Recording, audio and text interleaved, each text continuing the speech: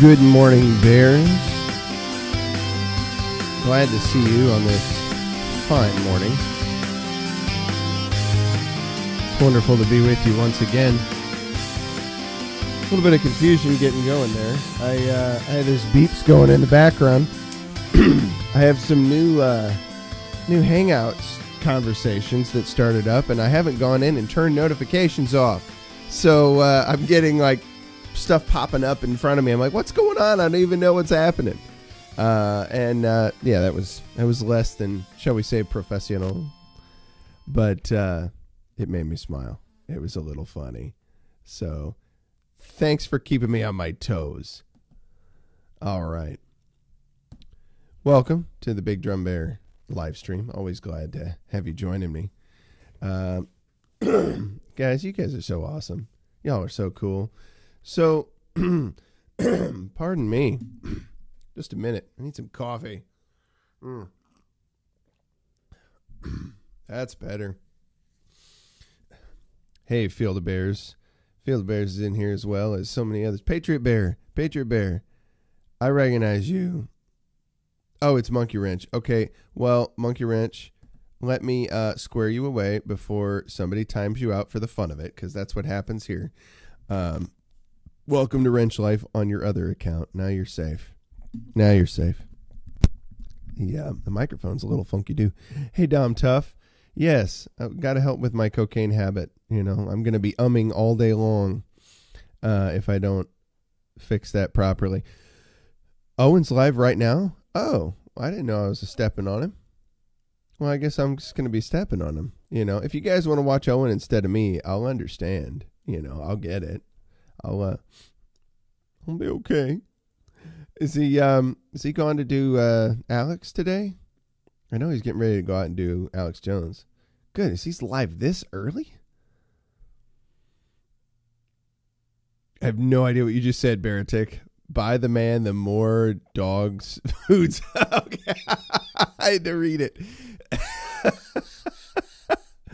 Oh, you guys are killing me. Stream sniping. Very good. Yeah, well, it has to happen. You know, I understand that. Yeah, for sure, guys. I definitely appreciate that. You guys are so cool, man. I love all y'all. So, hats off to, was that Mike Bison, or was it Inspector Bear, or was it somebody else and I'm totally mixing it up, that was in the It's Time video? I saw somebody in there talking about does and bucks. Just believe the bucks. I must fix the song. Man, there is so much chat going on. There is a ton of stuff from all you guys this morning. I have like half an idea of what's being said. Oh, man. You must fix the song. If he's in Texas, he used to stream. He's used to streaming about 9 a.m., so he's 2 hours early, but right on time. Okay. It's blowing up right now. Yeah, it is totally blowing up, this chat. Dom's here. That's part of why Dom's doing his particular thing. I think he's just glad to be in the chat again. Oh, I love you guys. By the way, I didn't play the song this morning for you, but it's gonna happen. We need I need to add like Pinochet to the song. That's right. We had a discussion about this. So I'm gonna put out a separate video clip and post that today of the Field of Bears tune, and maybe I'll redo it with the Pinochet line in it. We talked about this. So this guy, this character right here, he has a mug. He has a mug available at redbubble.com. Links are in my description right now, and you can see him here in the chat, I think, some places. No meetings for Dom. He's massively happy. This guy has put out some really cool merch. I encourage people to get themselves a little bit of a taste of the handsome mug. You need to pick up the handsome mug. Yeah, it's a little bit more. And the more you support Bears, the more Bears can support each other. And that's what we're all about. We want to get to a place where we can we can have a wealth of capability to support one another. You also want to check out this one. This is another good mug of his with, of course, the dapper bear on there, the handsome bear. And let's see if I could do this in honor of the Field of Bears here.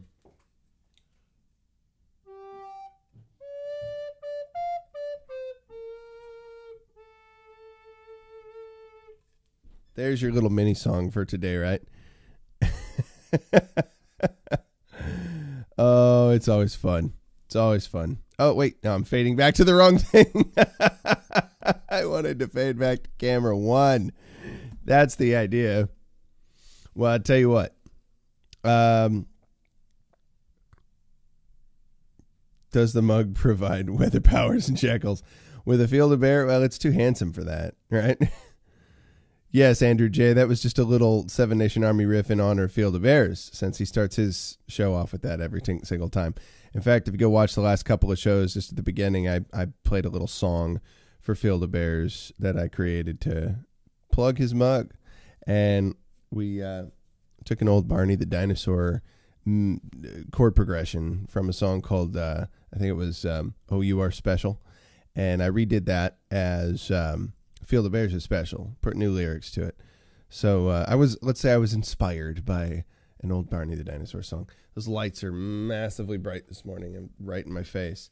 And I'm trying to learn about that. When lights are like too hot, you know, how do you make them not so attractive? No, that's not what I mean.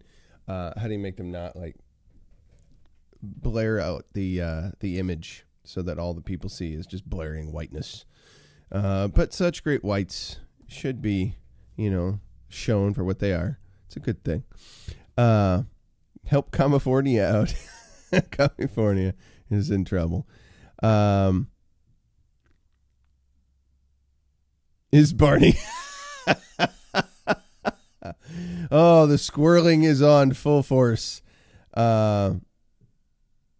It's amazing. It's a great morning. Well, fortunately, we're going to get to piece of tissue paper on. Well, Baratic, what I actually have, I can kind of show you. Like, I'm going to pull out the camera 2 and see if I can demonstrate it to you. Get kind of crazy with it. It's pretty close to be showing it, but I'll give it a go anywho. What I've got going with these is this. Let's see. Camera 2, where'd you go? Camera 1, camera 2. It's hard to see it, but I'm going to turn one light off and show you guys. It's a little behind the scenes of Big Drum Bear here. Stand by one moment, because this isn't cooperating with me. Hang on a second. My shirt will be here on Thursday, Steve says, so I will wear it on my stream. Dude, you're so cool. My shirt should also be here Thursday. Yeah. So Field of Bears is talking about the calls, and I also got a call at 7 something this morning, and it suffice to say it was a little disconcerting. I didn't know what was going on, but my phone died almost right away, so I couldn't participate. All right, I'm back. Let's see here. This is what's happening with this light. Let's see if we can keep this steady. So I have a light. I have pantyhose actually stretched out over it, and that reduces the over brightness to some extent. You know, I've got one more on up here, and I've got one more behind me, so I do have 3-point lighting. I'm doing numbers in the screen, visuals, and you guys can't see what I'm doing. I love when I forget that I'm not on a certain camera. Anyway, now I am.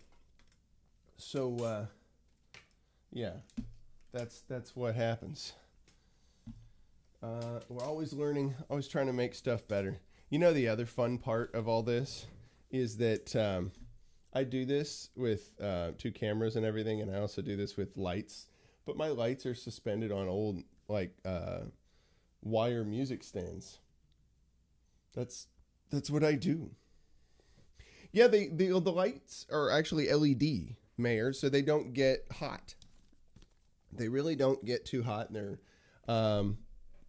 they're pretty safe. I've been doing this for months and months at a time. I've left them on for days at a time before because they're such low energy. It's not going to hurt anything. And yeah, no issues. So safe in that regard. Oh, you guys are so sweet. Is Blue Sky in here? Is Blue Sky in the chat? Blue Sky, good to see you.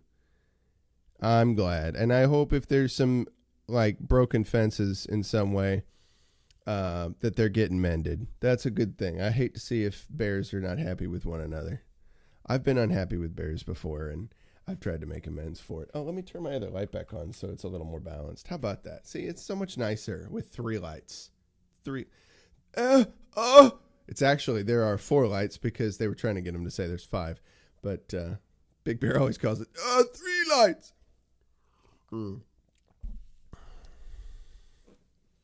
You guys are so sweet.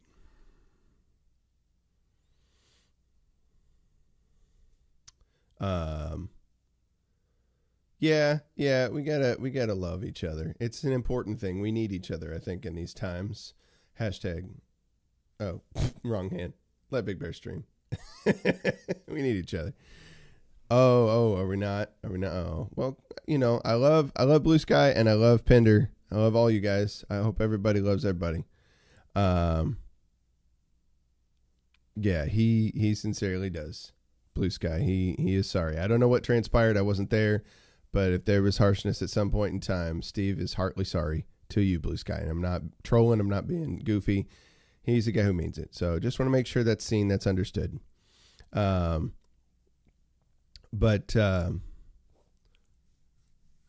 try tissue, huh? I'll have to give that a try. Doesn't have the holes in it, so it should give smoother diffusion. Huh? That's interesting. I didn't ever think about that. It makes total sense too.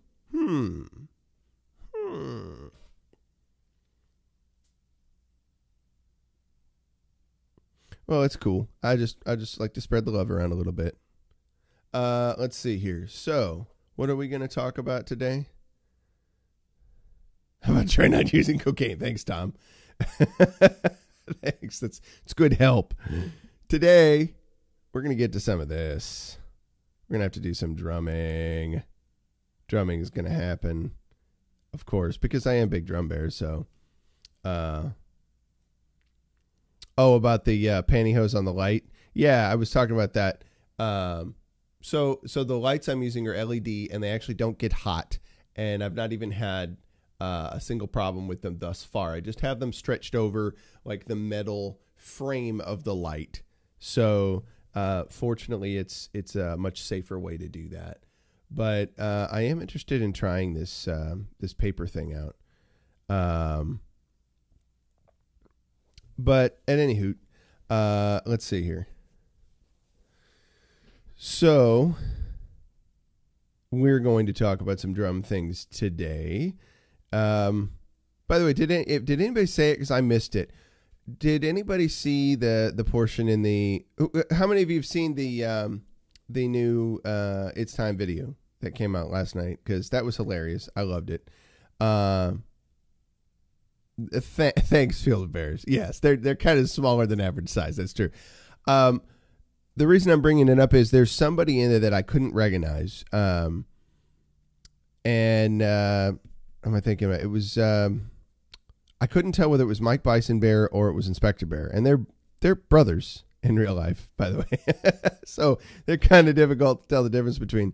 And I didn't know if anybody else noticed that the person who was talking about believe all women except for the does, then believe the bucks, I think is what his bit was. And I was like, I know that guy, I know who that is, but I'm not telling the difference, or I'm not remembering who. I may be totally inappropriately placing the names. Maybe it's neither Mike Bison or Inspector, and I'm just feeling stupid. Let's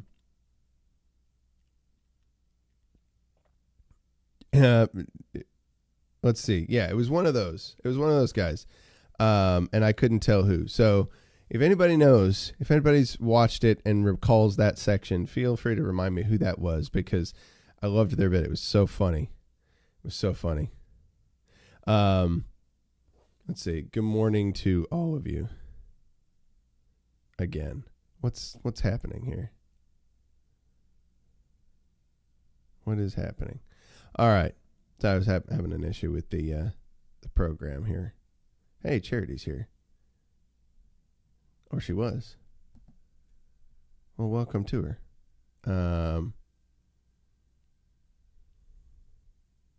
Okay. Hey, cool, Dom. It was literally Hitler. Yeah, you're probably right. Oh, man, that's too funny. So, yeah, definitely share that video everywhere. It was hilarious. It was a blast. We got to promote all that kind of stuff. Let's promote other Bears stuff. I am currently working on a couple of different things. One is to increase my student clientele. And Dom, thank you for popping that little message in there. But honestly, to everybody out there, whether you're the one who needs lessons, and I've talked with one or two of you about the possibility of that going down, or you know somebody else who's in a position to take a good 8-week session of lessons online and would like to learn more about not just drums, but piano, bass, and or guitar, or just music theory in general, and want to learn how to write and write and arrange pieces of music in like the standard format or the basic concept of what they call a lead sheet. If you want to get that information and go through it personally with me, or you want somebody else in your life to be able to do that, I'm fairly reasonable, guys. I charge a nice steady fee, and usually for individual lessons, what I charge is $22 for a half-hour session. I prefer to do 8 sessions at a time so that you have a little bit of an investment. I also teach hour sessions, and that's $40 per session, and that's a little bit, of a discount. That's what I was trying to say. Now, if you're online, if you do the online lessons, I get even more of a discount. There's even a little bit more shaved off of that. So if you call me and find out, or if you send me a message or through bigdrumbear@gmail.com, or rather steadyintime@gmail.com. Is kind of what I ask people to send me stuff on to do lessons, then, yeah, I can get that hooked up. So I'm not saying it to all of you necessarily, but do me a big favor, post it on Twitter and a whole bunch of different places, wherever you can post it. I need to get students like out the wazoo, and I can take payments through Square. I can send an invoice via Square so we can do the payments that way. But my goal is to do the 8-week sessions at a time. It helps me keep my income a little bit more predictable, and it allows that person to have more of a financial investment. Now, it's not too much. $22 for a half-hour lesson, 8 up front. That's $176 right up front. But remember, if it's online lessons, I do a little bit of a discount. So already to that. So you'd be surprised. It can go pretty well. So for a very modest, reasonable little investment, you can help me continue to do what I do, so I don't have to go out and get some sort of factory job or some other thing like that right now, though I may, who knows, or, keep walking dogs for my wife, because I'm doing that right now too, so I'm helping her out, and hopefully we can get some more dog customers. We definitely need to tick up the business. I'd say post it out to people all around your area to get an online dog walker in your neighborhood. But that's probably less than what you would call productive. My wife actually also does pet sitting and pet massage. And if you'd like a consultation on what to look for, if you're looking for better information about your pet, or information about good dog walkers, good qualities in good dog walkers or pet sitters, I'm sure she has some perspective to offer on that, and would probably be available for some kind of a consulting session. So we have a variety of things that we offer here. Yes, and your promo code is, of course, BDB. Go ahead and enter that in. There's no place to enter it in. There's nothing you can do. You just leave the promo code BDB. You just say promo code :BDB in the subject line. How about that? of an email or something like that. But yeah, we're definitely I can't even speak today. We're definitely light in the business area right now. So we're looking to pick that up a little bit so we can keep doing what we do. But yeah, my goal is to try and get to about 20 students in the next couple weeks here. 20 new students. And that would be fantastic. So yeah, share it with your friends and family, people that you know. There's got to be musicians out there that want to learn one of those 4 instruments, or need dog information. Shekels for everyone, yeah. And there will be a certain percentage of my earnings through what I do that will come back to this show and build it up. I'm dedicating a certain portion of what I do to make this a more wonderful experience to get me out on the road to go visit bears. I would love to go down to Texas and do a stream with Steve at some point. I'd love to go up to Minnesota and do a combo stream with Dom. We're also looking to get Harold Green on the road. We want to get some Harold Green out there playing shows. This is another thing to take down. If you know venues in your area that would love to have an amazing musician, amazing songwriter, come out there and perform a heart-wrenchingly awesome show, something that touches you at your core and invigorates you with life to face the next day and to seek to live or to seek to serve rather the ultimate purpose. That's really what his shows are all about. Tell people you like to see Harold Green in the Love Show. If they want to check out the music, they can go on YouTube and see his stuff, or they can go to I think there were SoundCloud links for that, but also haroldgreenmusic.com. That's green with an extra E on the end. And if they're interested, they can check it out. He's on iTunes, CD Baby, all that good stuff. Definitely want to put that out there and say, we want a Harold Green show in our area, and figure out what they're willing to do to bring us to their local area. In fact, we might even get local musicians out there, string players, horn players that are interested in joining in on the show. It could be pretty amazing. So if you're looking to have something like that hit your area and get a bear out there, get some good drum and good music, feel free. That's what we do. We love to make the music. We love to touch hearts. We love to inspire. In times like this, I think it's definitely necessary, with all the ups and downs that I think we experience. So let me take a step back and remember last week when the Blasey Ford testimony and the Kavanaugh testimony were going on. I probably haven't watched much news lately. Like, I'll catch bits and snippets from people. Oh, that'll be cool, Steve. I'll look forward to that.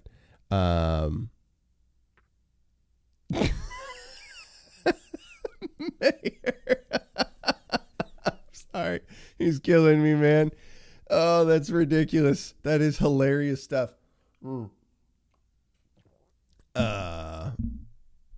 Subscribe to the Dom Show. It happens sometimes. That's funny, man. That's great. You guys are killing me today. It's so good. All right. So before I forget what I'm saying, the Kavanaugh hearing, right? The Kavanaugh business. So that both of them testified, and we were talking about it all day. Like, it was all over Twitter. I must have watched a bunch of that on YouTube on that Thursday, and talking about it more on Friday. But I don't think I've watched more news than on that day for a long time. It's been a while since anything drew my attention that much. I remember one day when I was particularly glued to the news, and it was about 17 years ago, 2001, September 11th. And I was downstairs in the basement of my former in-laws' place before my ex and I were married, hanging out over there. I was living with their family, kind of rooming with her brother at the time. Yeah, just living with them was kind of an odd situation.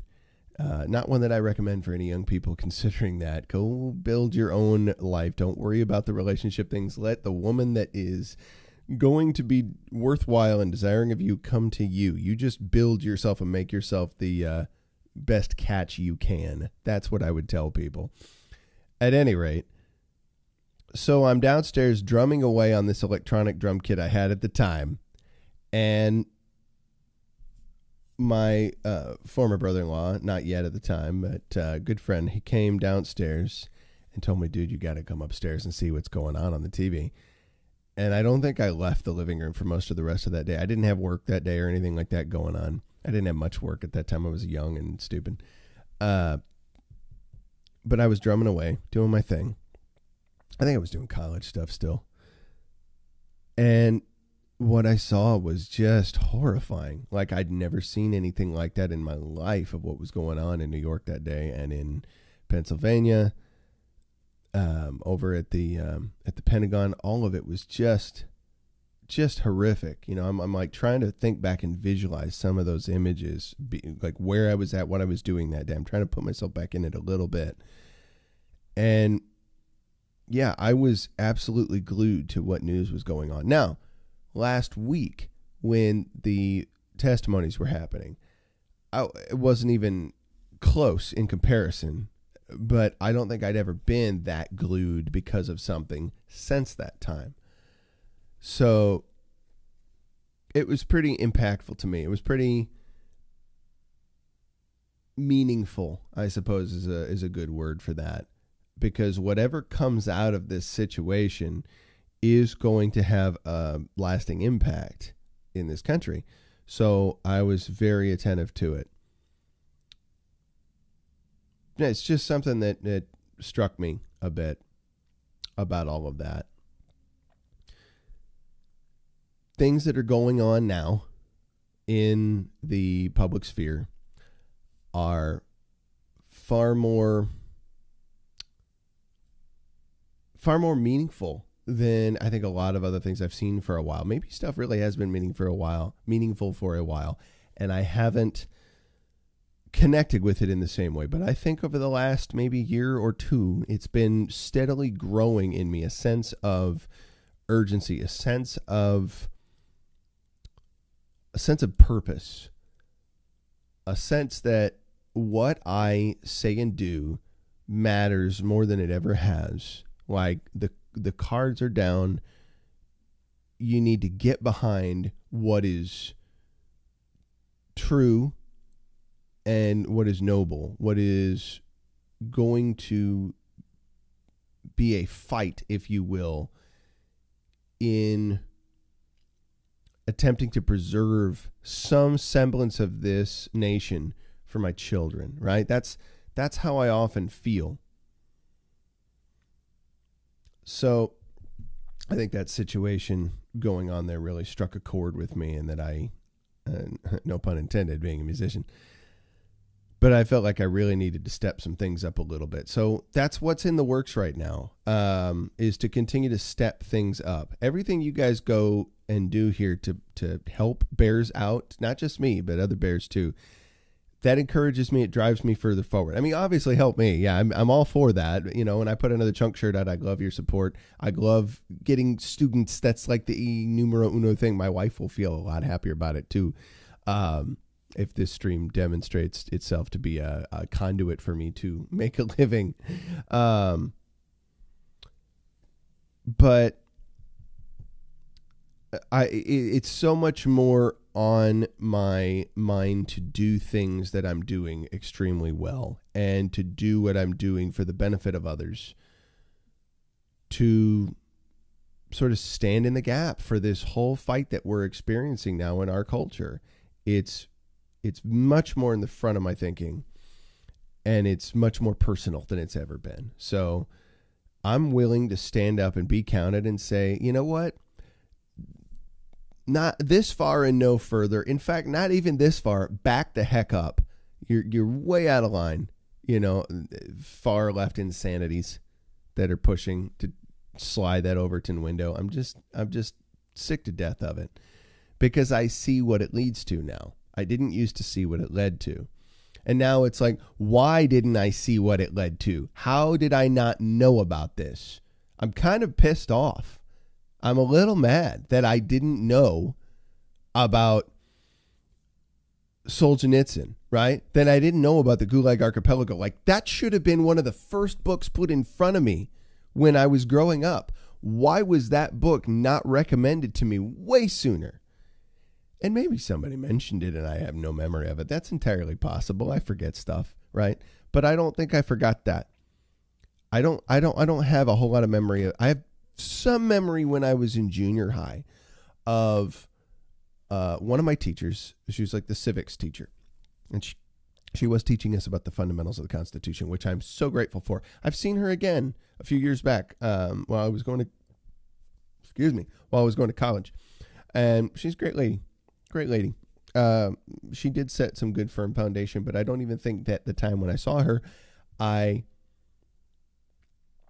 had an understanding of just how serious some of these things were, how they didn't take hold within me yet. And it was only about 4 or 5 years ago that I saw her. But she did try to give us an installation a little bit into our souls of the Constitution, the foundations of it, the beginnings of it. We had to memorize the preamble, all that kind of good thing.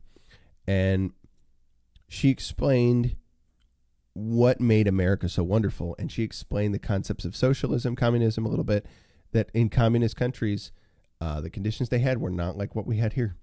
We have things that we take super for granted and we don't have a clue about it.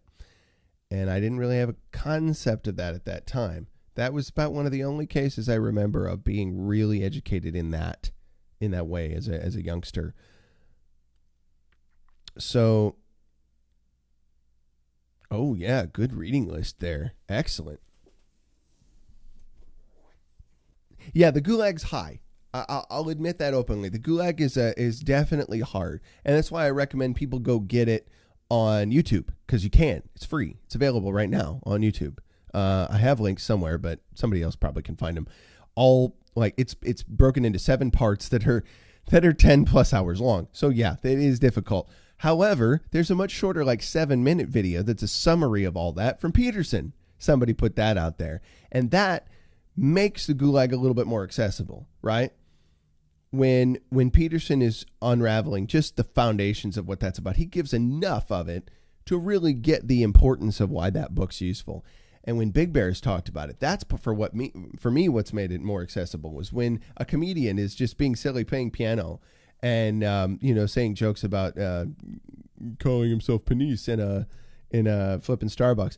Guys like that made that not only accessible to me, but put an impetus in me, right?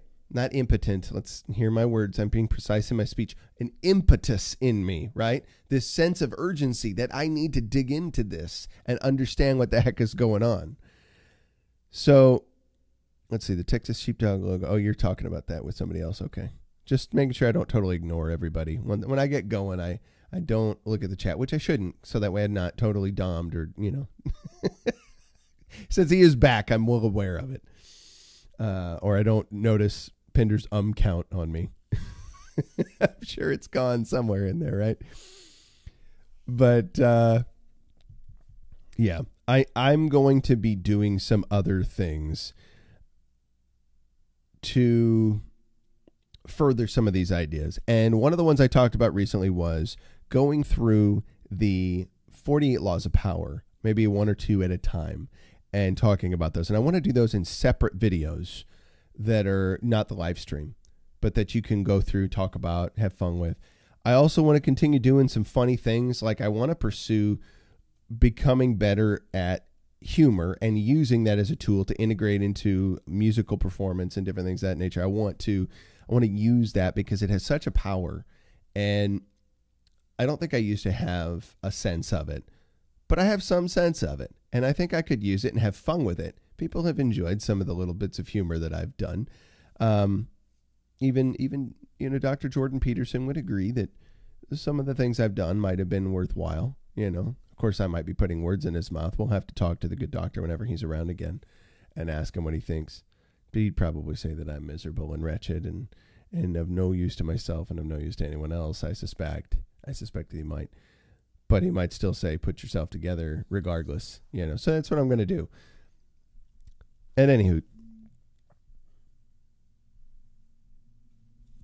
I need to take this off of here. Hey, I haven't looked at this. That kick ya, I tell ya. You are something else. Kick ya, you are a cool person. And I'm grateful to you.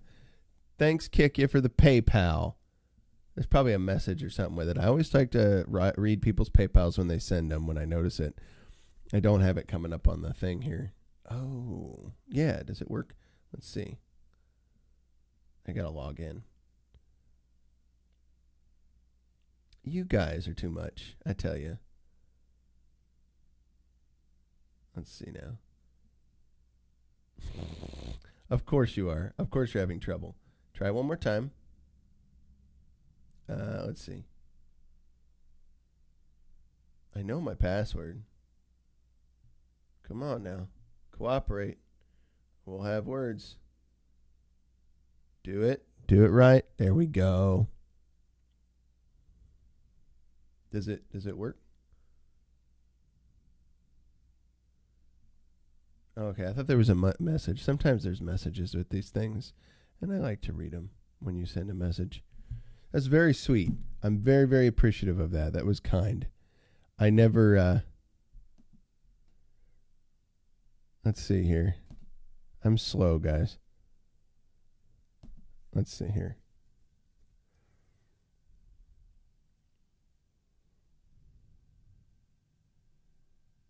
Oh, okay. Oh, wait a minute. Was there... The message is I am awesome. That's very sweet, Kikya. I'm very grateful. Very, very kind. Generous. I'm always grateful for even the littlest bit of thing.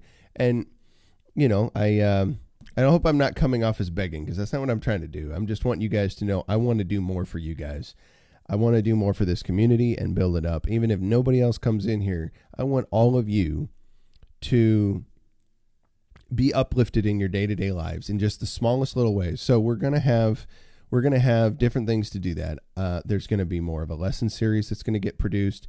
I want to field other questions about some specifics. I have a list of things that we talked about a while back of different things that are coming up. We're going to do some bear jams. Bear jams are definitely going to happen. And even if I have to make them separate videos that come out later, we're going to share music with one another, and it's going to be produced. Like, everybody's going to take a video of themselves performing their part, and we're going to sync it all together. That's what's going to happen. So we're going to have these bear jams released of different awesome tunes. And I look forward to that. I really look forward to doing some of those.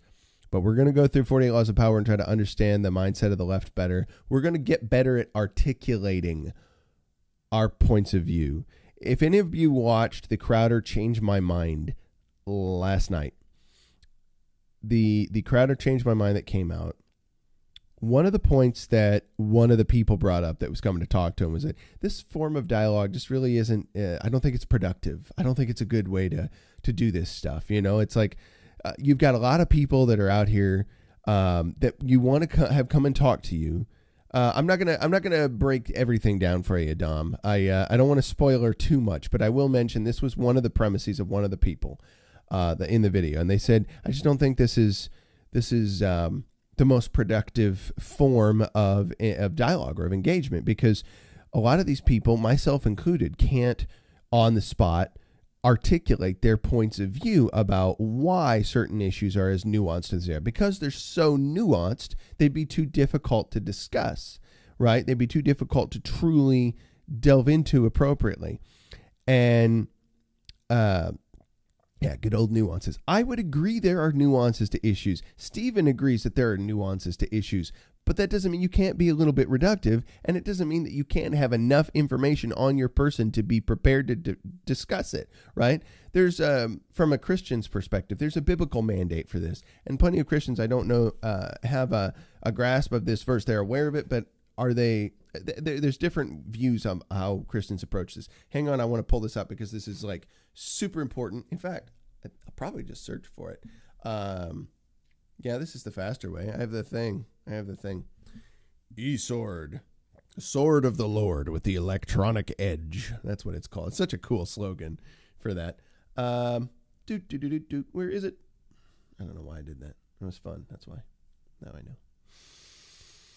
Let's see. So the verse was, and I want to paraphrase it. I want to actually read it. And then I'll get to some drumming like I promised.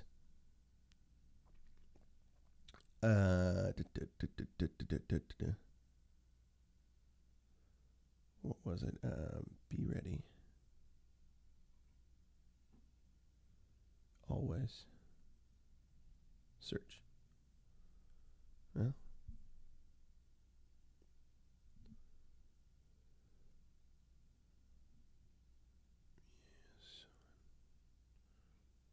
Of, not foe, of, I'm dyslexic sometimes, the hope.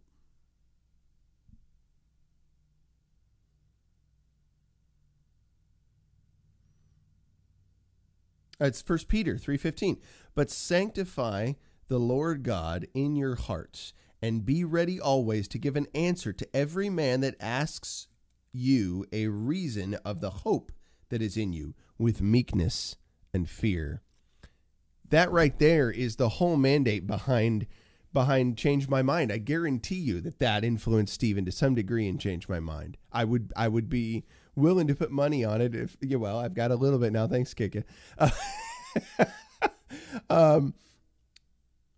Be ready always to give a reason, right? Or to give an answer to every man that asks you a reason of the hope that is in you, with meekness. Remember, the meekness is like this sheathed sword that you could totally bludgeon them with, but you hold it back, right? You use the minimum necessary force to do what you got to do. And fear, right? That means you have appropriate fear. Some people would say the fear term is only, fear is only like awe or reverence. No, it's not only awe or reverence. The word actually means fear, right? They translate it appropriately. It's not just awe or reverence, like, I am in awe of you. Wow. No, it's not just that. It's you are afraid of someone or something. In this context, the creator of the universe, because you recognize that the creator of the universe is your ruler, could snuff you out in an instant, that you have a healthy fear of that fact. And yes, that does breed respect, that does breed reverence, right? But it is a fear, right? And that's an okay thing. Like, you should be afraid of the creator of the universe. He's great and terrible, right? I am the great and terrible Wizard of Oz. No, that's not who we're afraid of. But we should have that healthy fear, in a sense, of recognition of who he is, at least from my perspective on all that. It may not be yours. I always caveat that because I want to remind people that come to this stream, hey, I'm an open-minded person to listen to your perspective. Doesn't mean I'll agree with it, but I'm willing to hear it. Like, hearing your perspective doesn't damage mine, right? I can understand where you're coming from or what perspective you might have without it totally shattering mine. At the same time, I'm even willing to consider it, right? I'm willing to mentally run through any rational arguments you might have for your perspective or your view on life, right? And I will allow it to inform mine if it proves to be true, right? If it turns out that what you offer me is superior factual information to inform my worldview, then I can allow my worldview to be changed and it doesn't shatter my existence, right? So I come in with that and I make sure that that caveat is talked about whenever I begin to delve into some of these biblical matters. But I want to help bears be prepared in that way. This person, this leftist, was wanting to criticize Stephen, but was saying, well, a professional has to be able to debate you. That's how this should be done appropriately so that the issue of nuance can be discussed at length and in fullness. I do think we need to dig into issues that we believe in deeply, right? I do think that we need to understand the subtle details a little bit better. We should always be growing to do that. But that doesn't mean that we should shirk away from discussing it at all, right? I have a relative who is sometimes concerned about getting into conversations with another person that I know and care about deeply, because they're concerned that they will not be able to stand up to that other person's intellect, right? That they're afraid they won't be able to articulate themselves appropriately, that they'll lose their words, they'll lose their thunder in the midst of it, and they'll just walk away feeling dumb, right? Because the other person has quite an ability with rhetoric. And I hate seeing that, because the other person, just because they happen to have a lot of rhetoric, is visibly wrong about a number of things. I love them to death, but they're wrong. It's demonstrable that they're wrong about a number of things. And this other person doesn't always include evidence in what they're discussing, right? They leave out big blocks of evidence. They're blinded to a certain perspective on certain stuff, right? If it comes from a certain source, they don't even want to consider it half the time, or they'll claim that they do, but if they were truly pressed home in depth, it would be demonstrated to them, if they're even willing to hear it, that they're off, right? So I don't want this other relative of mine to feel shame or feel concern that they can't speak around someone else that they deem to have more academic acumen, right? Intellectual acumen. It's not right. It's bullying, right? That person, that other person is engaged in bullying whether they realize it or not, right? I'm leaving out names right now because for the rest of you guys, that's not important. I didn't even know if those other people are even here or not, so it doesn't matter. But I'd rather just keep it that way. The point is, I don't want any of the rest of you bears to be stuck in those pits. So if I can stand up and be counted, maybe you can better stand up and be counted as well. Maybe you feel more of a willingness to stand up. I'm getting fired up today. I don't know why. I don't know why. I'm excited. I'm really, really excited. Man. I will mention I'm very grateful to Big Bear. I'm real grateful to his whole team of folks over there that included a clip of mine in the It's Time to Believe All Women. That was really fun to see. I was super stoked. I fanboyed about that a little bit. I'm not going to tell you how many times I watched it because you might not come to watch my show anymore. But it's because it's my puppies. My puppies are now famous. Thank you, Kiki. It was fun to do. It was a blast. It was fun to throw a couple of those out there.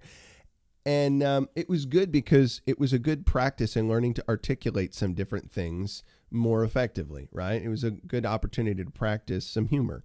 And based upon which clip of the ones that I sent got chosen, that kind of helped me figure out, well, okay, if there's ever a future opportunity to do that stuff for him or to do it for myself, his editing, in a sense, or his choosing, helped me figure out which of those was probably the most worthwhile, you know? So I appreciated that. Like, it was not just, hey, I got to be in a thing, but I learned something from the experience based on which of those clips he picked, right?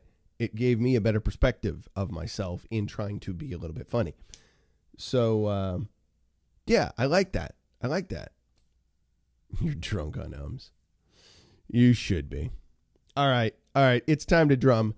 I want your questions. I want to take a question at a time here. I'm gonna deal with. Give me 5. I want 5 solid questions. Right? Shoot. Let's take one from everybody. Everybody, give me one question, and I'll start writing them down about drums. Something that you want to know about drumming. Something that you love for me to share. I mean, take a look over here, if you will, and you can see. This is of course my setup right now.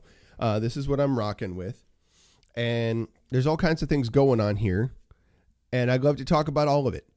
So if you have questions about what gear I'm using, if you have questions about what does a drummer do, or how does a drummer like learn a song, how does a drummer keep track of all the different stuff that they might have to do in any given moment. If you play a little bit of drums or you play some other instrument, you want to know, how can I get better at my timing? Any of these kind of things. I want to make this an opportunity to answer any of those questions. All right, we got one. Limb independence. What do you do to increase independence? Mayor's question. Limb independence.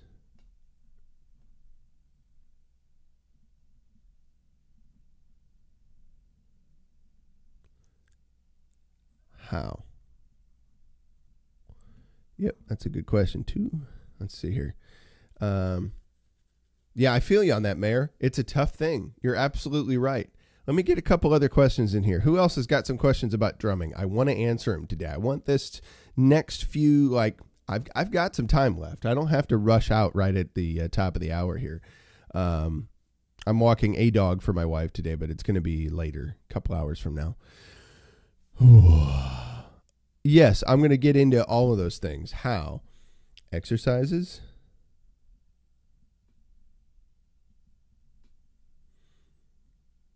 We'll answer that and more. How do you keep, Sovereign says, how do you keep your feet separator on beats?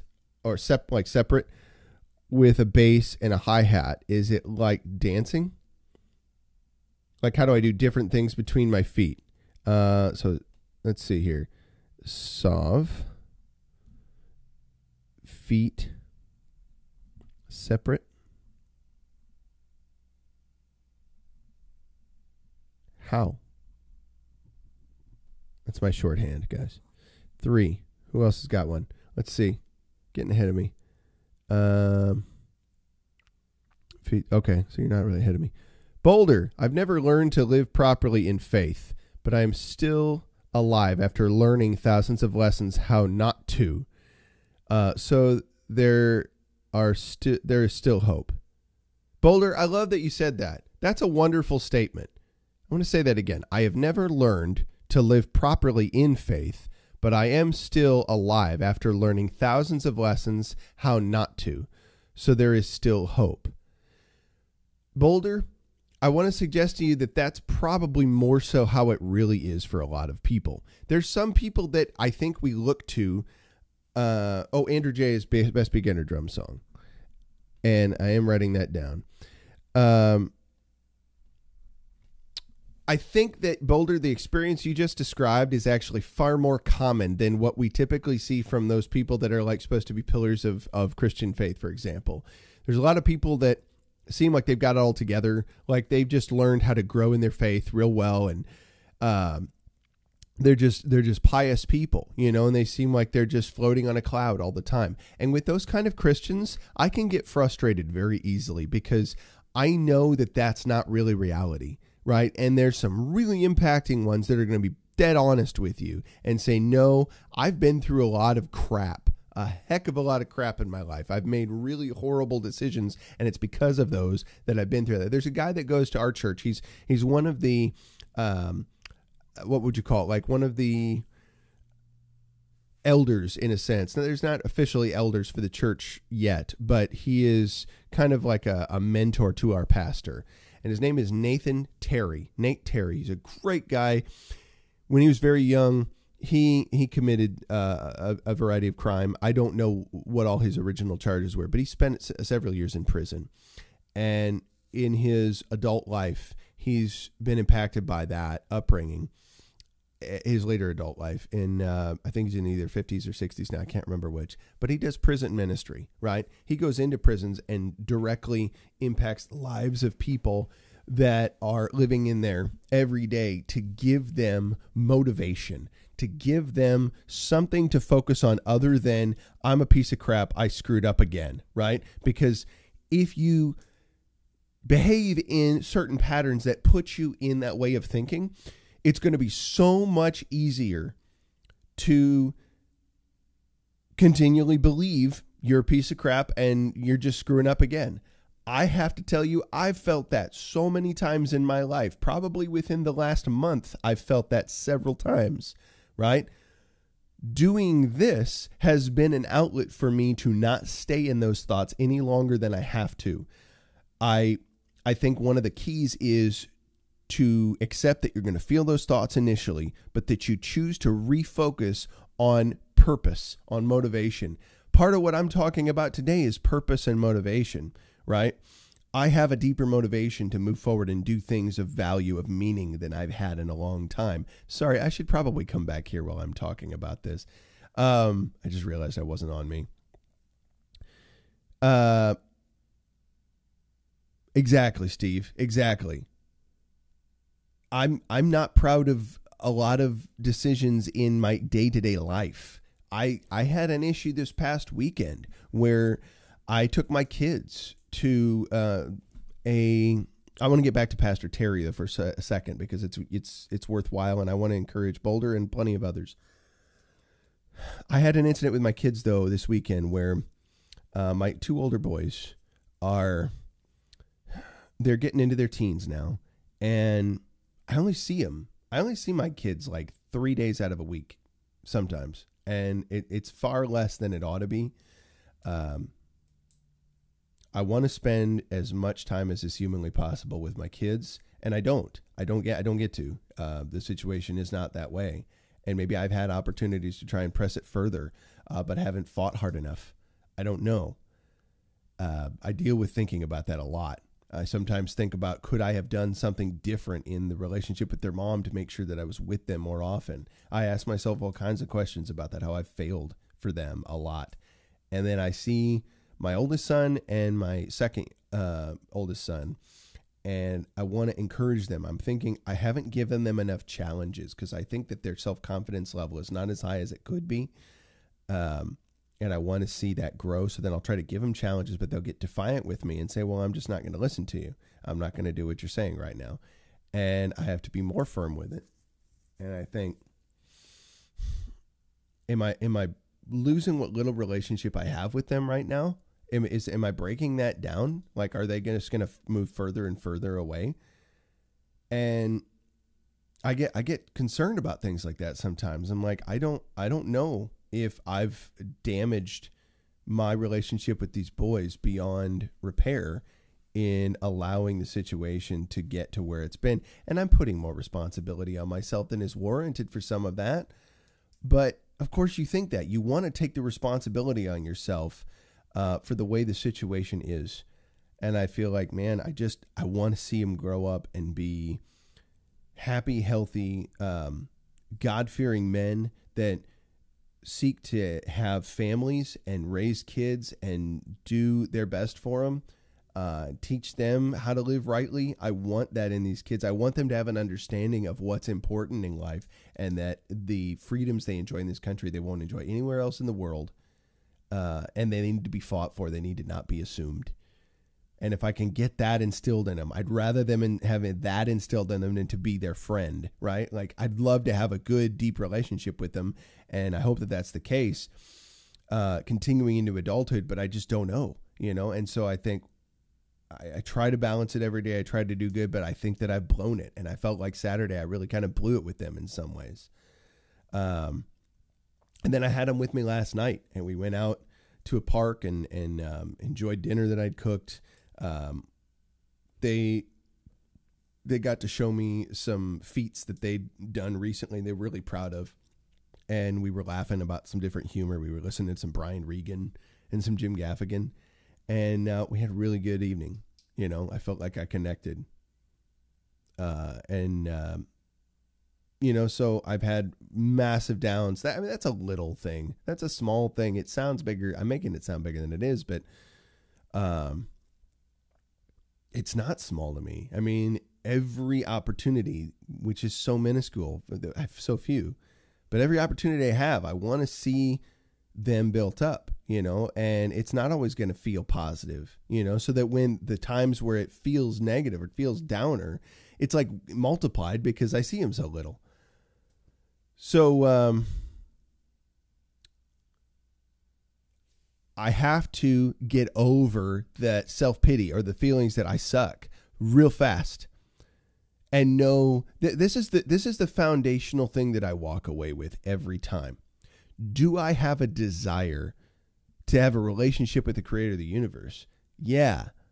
Is that of myself? Is that something that I put in myself? No, right? You go read the epistles of Paul. He's going to tell you the faith, and that not of yourselves. It is a gift of God, right?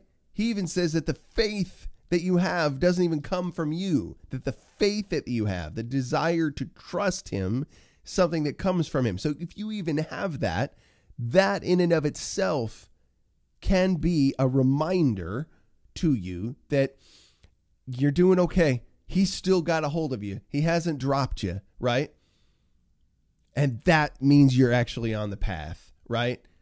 Real people have real trials like this. Nate Terry comes into our church and preaches from time to time. The pastor has him take the pulpit from time to time and share with us his experiences. And that man can drive the entire room to just uproarious praise, uproarious fervor and excitement, to be motivated to take that just one more step every day to submit their life to what God would do with it. And all they need is to get it one more step, one more day.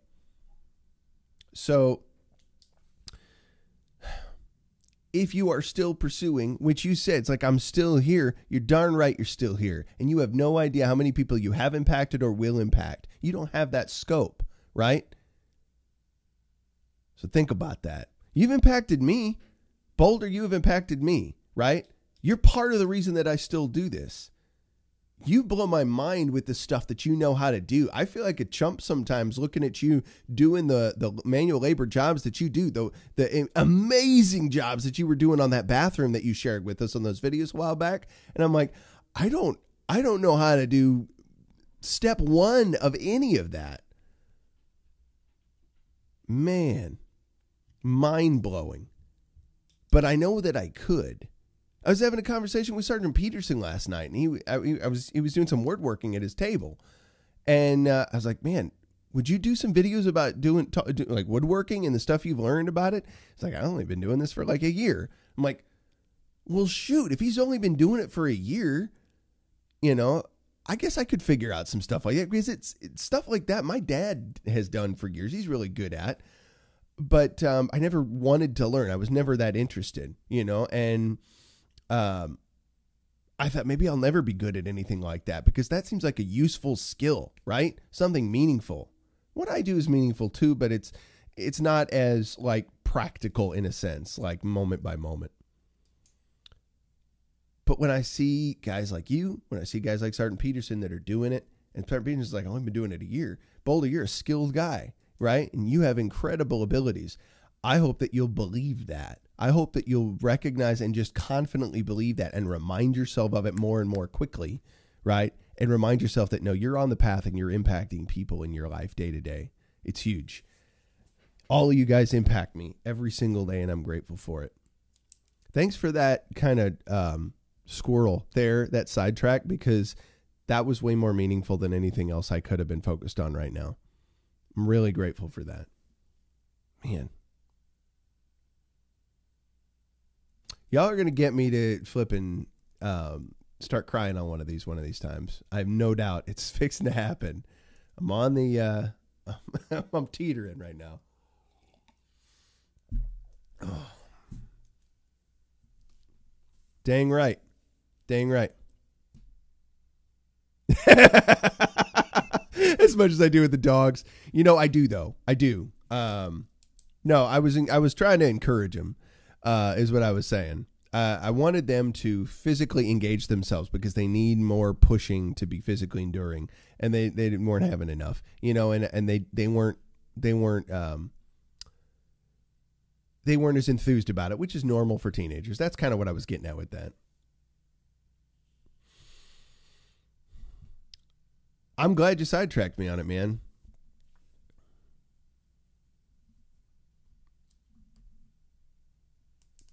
Yeah, Sergeant Peterson, thanks for that. Thanks for that encouragement.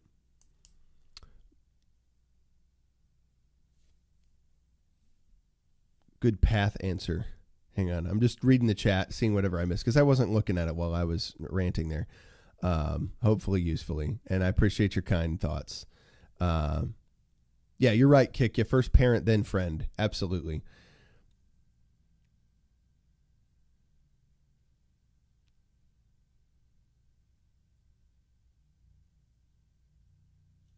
Sovereign, that's a good call. I don't have morning prayer with my boys, and I don't have access to do it. But my wife and I pray every morning together. So that we were praying about all of that today. In fact, this morning I would say we were actually praying not just for the boys and for all of us, like we do day to day. We were also praying for. I wanted to pray for Christine Ford. I wanted to pray for Dianne Feinstein. I wanted to pray for Matt Damon. Actually, yeah, it included Matt Damon in prayer. I'm not even kidding. I hate that these people have the lives that they have. It's horrendous. And I know that my kids, for example, whenever they're with me, they see the example. They see that example, and they're going to continue to. And maybe they won't realize everything all at once. Maybe there will be periods of time where they're not happy with me. I wasn't always happy with my folks growing up. That's normal and natural, right? I remind myself of that fact. But train a child up in the way they should go. When they're old, they won't depart from it. You know, these things are going to be impactful. Stuff that my dad tried to show me when I was a teenager, I didn't care about until I got into my 20s, until I had kids. I'm like, wow, what Dad was talking about was actually useful. My dad used to always bring home like videos from the library. Like we'd rent videos from the library because it was free. I mean, we did rental stuff from time to time, but We did the free things because it was cheap. I mean, that's smart.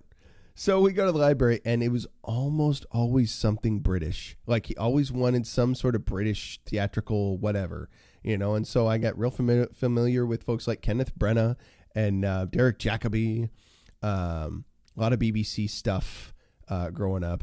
I've seen Othello, you know, with what is that? With Kenneth Branagh in it. I've seen a lot of these interesting pieces. I've seen what is it? Henry, I can't remember, some other old famous British play. But yeah, exposed to plenty of that. Now I actually like some of that. In fact, a lot of that. I couldn't stand it for the longest time. We always used to tease Dad, like, oh, what did Dad get from the library? Something British, right? But now, like, I'm endeared to that. Now, I can't stay away from the water if I can help it. I love getting out in that canoe, right? There were times where I couldn't stand it. Like, oh, you want to go canoeing again? Gosh dang it. Now I love it. Now I desperately want my kids to know how wonderful that is. And I expect that they're going to not like it, right? They're going to prefer that we not do that. When they get older, it might have a different impact. Boulder said he went to the Bible study here in jail last Sunday, and he was the only one there. Boulder, keep that up. You be the only one there. That's impressive, man. No, that's something to... Jordan Peterson, we say rough and tumble. Absolutely. Sorry, I was just catching back up with the current chat. I was back reading old ones. Boulder, keep crushing, man. That's crushing.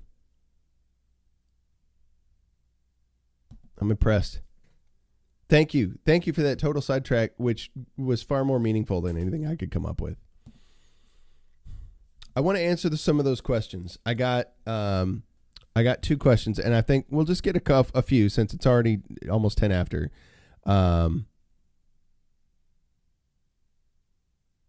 We are going to do music because I've had multiple people ask me for that. But I went on a diatribe a bit today talking about some other things which were useful and important and meaningful. But Andrew J., if you're still here, please ask me or tell me the question you had about drumming, something you wanted to know. Best song, I think it was, for a beginner to learn. Best song, that's what you said. Best beginner song. Let's just go with those 3 for now.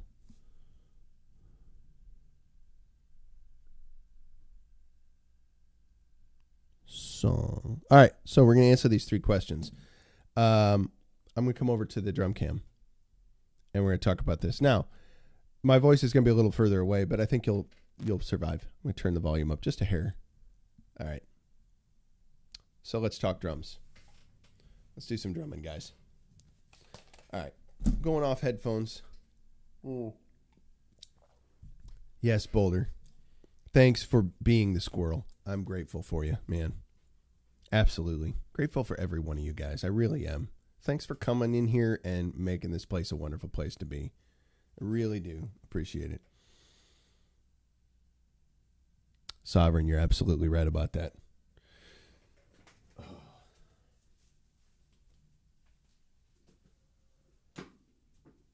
Okay, so we're here. And so first question, limb independence, right? So Mayer, there is a great book. There's a great book by a guy named Jim Chapin. I don't have it handy at this moment. It's probably upstairs somewhere. And I'm trying to move some of my book library down here. There's a great book and a video on some of his ideas. But the book was more the thing. It was called Progressive Steps to Independence for the Modern Drummer, right? Progressive Steps to Independence. No, I think it wasn't the modern. It was just called Progressive Steps to Independence. That was the name of it. And he wrote it several years ago. It's all about jazz, right? It's all focused on the jazz ride pattern. So this kind of thing, right?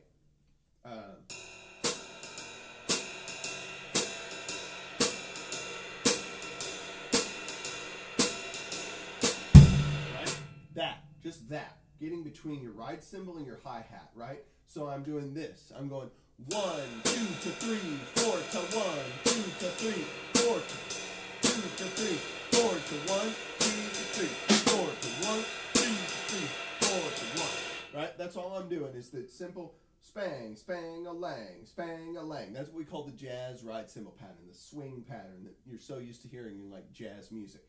Now, the idea behind this is that we slowly integrate placing the snare drum on different parts with that, right? So bang, bang, leg, here we go now.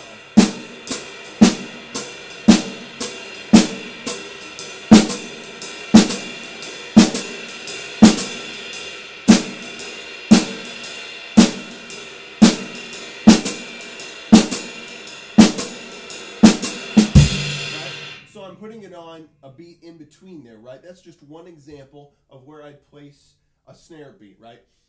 There's an idea that they do in jazz music. It's called comping, right? Or complementing, right? What's going on in the music. So when they're complementing or comping, they'll try to sympathize with different hits that happen in the music. You might be playing something like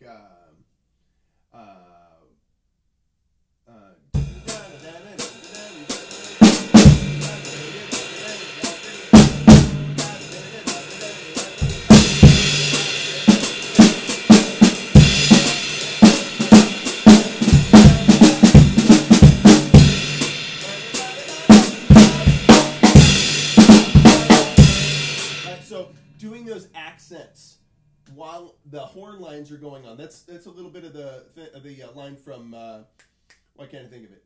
In the Mood, right?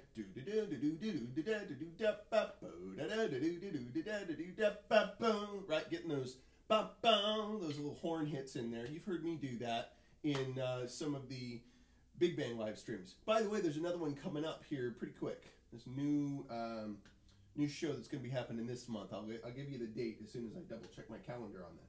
So that's an example of that. You can use Chapin's book. There's another thing I have here. I'm going to grab it. A DVD you can check out. Excuse me. If you want to learn more about interdependence, there's a couple of guys that really go into it in depth in developing interdependence. In fact, I think all of these are really, really good. Really, really good. I would recommend, let's see here. I would recommend these three. These are the top three. There's others. There's others here. I sneak back. But these top three. You can't go wrong with the master, Steve Gadd. And this is the Hudson Music Series DVD of Steve Gadd.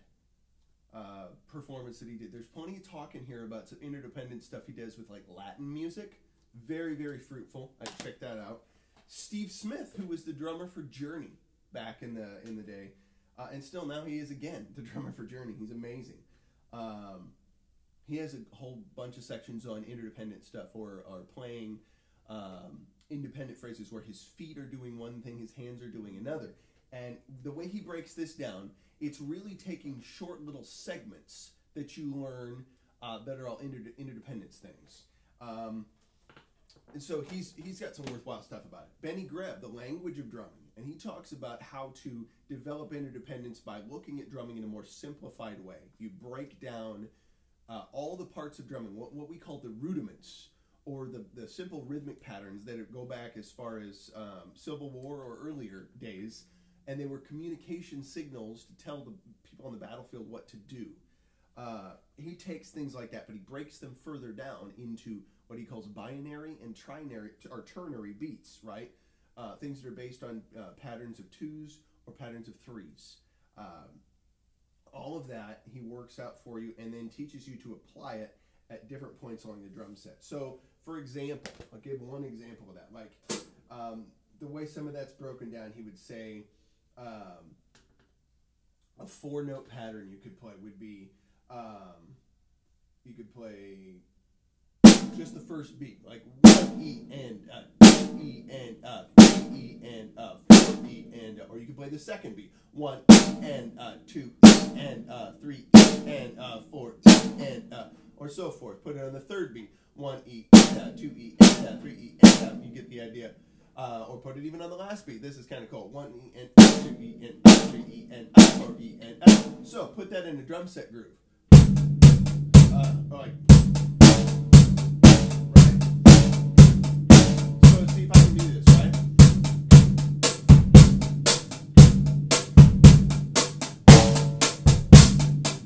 See if I can do that right.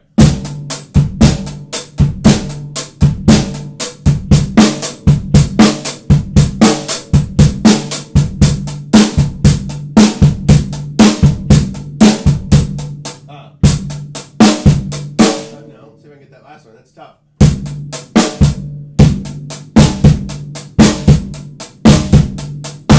Yeah, one knee and because I got to get that bass drum to go on that last one. That's where it's tough. One E and so it's like the bass drum has to do that to keep that bop bop pattern between each little block of 4 notes, and the snare has to hit on that last note, but not the first note of the next 4. Does that make sense? I know I said that kind of crazily. I'll give you another example of interdependence real quick. So a Latin group that's one of my favorites. It's called an Afro-Cuban pattern, right?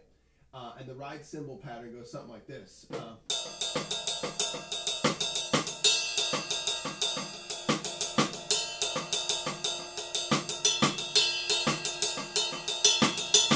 Right? That's the ride cymbal pattern for Afro-Cuban, right? No, actually, no, I'm sorry. I might have played that wrong. I was thinking of a Mozambique or something like that. And this is more of an Afro-Cuban.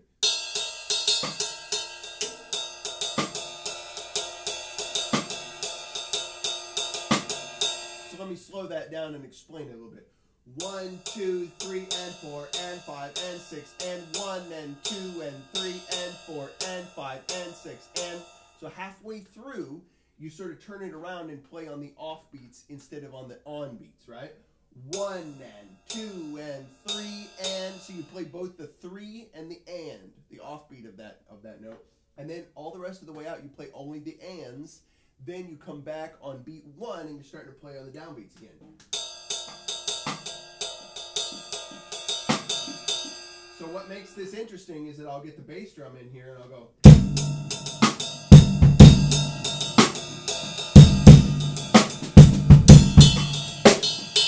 Right? So that's some interdependence. That's a totally different rhythm going on there than what I've got here. And I've got some interplay between the ride and the rim of the snare. Now I'm going to get my hi-hat to play on quarter note patterns in 4/4 time, not this 6/4 time, right? 1, 2, 3, 4. So it'll be like this. 1, 2, 3, 4. But I'm playing in 6/8 over here. 1, 2, and 3, and 4, and 5, and 6, and 1, and 2, and 3, and 4, and 5, and 6, and right. So I'm playing 1, 2, 3, 4, 5, 6. But the hi-hat is playing 1, 2, 3, 4. 1, 2, 3, 4, 5, 6. 1, 2, 3, 4, 5, 6. 1, 2, 3, 4, 5, 6. 1, 2, 3, 4. 1, 2, 3, 4. 1, 2, 3, 4, 5, 6. 1, 2, 3, 4, 5, 6. 1, 2, 3, 4. 1, 2, 3, 4. That's what I'm getting to happen. But it's interdependent stuff, right?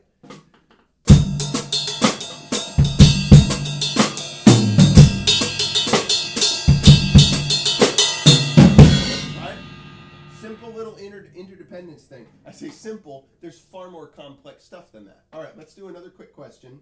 Sovereign, your feet separate. How do you do separate things with your feet? So I think I sort of answered that there, but let's see if I can answer that. Let's see. So Sovereign, I'm going to come back to the chat for a second because I want to make sure I understood that question better. Let's see here. Okay, yeah, everybody's over at Owens, and that's okay. I don't feel bad about that. So, Sovereign, are you still here? Scratch your tummy, you drummers. Owens saying, yes, we are, Sovereign. You're absolutely right. Sovereign, if you haven't left yet, I just wanted to double check. Was that what you were saying? Was that you wanted to know how I do different things with my feet? Okay, I covered it for you, Mayor. Very cool. And I think I covered Sovereign's question then, too. So then... if I didn't, Sovereign, feel free to hit me back and say, no, I want more information on that because I love to give it. Blue Sky, I very much appreciate that. And you know what? I know I am. I know I'm a good dad. And I can say that without conceit. I say it with confidence. Hey, peace. You got to go to Owen. If you guys want to go to Owen, cool. I'm about to shut down. I'll just give a quick little bit on this last bit because I did want to answer that. There's a song, excuse me, by Rush. It's called Working Man. If you haven't heard it, go listen to it. Andrew J.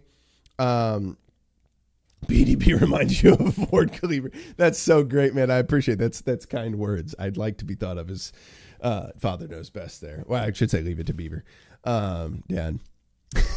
That's who I want to be. I need to get a cardigan or something, right? Yes. Andrew J., you're going to want to listen to Rush Working Man. That's a great first tune. John Rutsey was the drummer on that tune. And this is just a little bit of the groove. I'll play it real quick and then I'll get out of here so we can go Big Barrett. So the song starts out, I get up at 7, yay, and I go to work at 9. I got no time for living, yes, I'm working all the time. Seems to me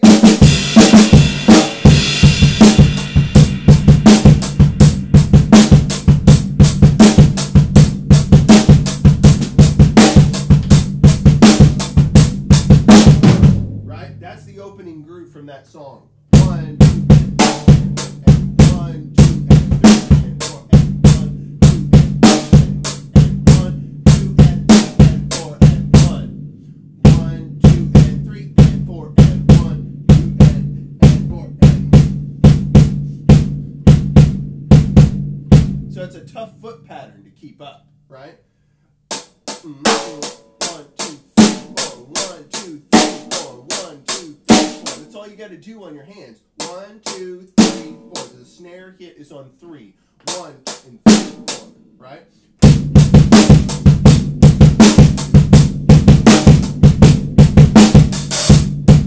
I added an embellishment there for fun.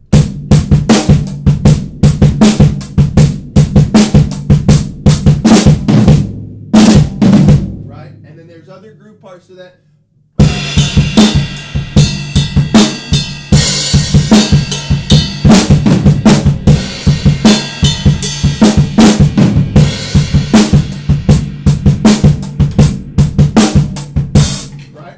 So that's the basic groove of Working Man, and it's not too difficult a song to get your hands under, right? You can get a hold of that one pretty quickly.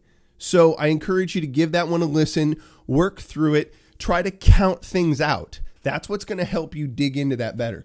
Tomorrow we're going to do more drum stuff, all right? It's going to be Ask Me Drum Questions Part 2. We're going to get into more of that. But I really appreciate you guys. I'm going to let people get on to see some Owen today because I don't want to step on him too much. Maybe just one, you know. Let's see what's being said over there. So it should be good. At any rate, you guys know the drill. Engage your mind. Engage your heart. Excuse me, your body and your heart. Seek to serve the ultimate purpose. I love you guys. I love you, Bears. Thanks so much for making every one of these days wonderful. I love y'all, and be uplifted. Peace.